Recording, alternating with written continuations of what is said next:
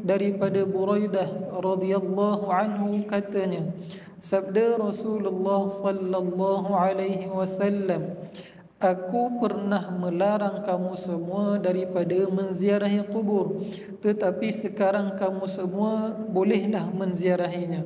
Hadis riwayat Muslim.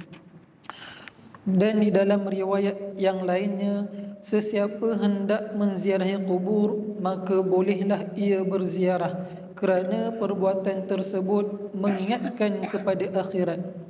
Pengajaran hadis yang pertama, menziarahi kubur adalah sunnah, tetapi hendaklah dijauhi daripada melakukan perkara-perkara khurafat dan bid'ah.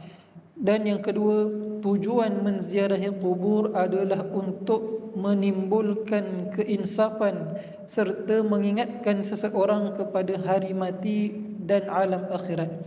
Sama-sama kita amal dan kita sampaikan. Wallahu ta'ala a'lam. Assalamualaikum warahmatullahi wabarakatuh.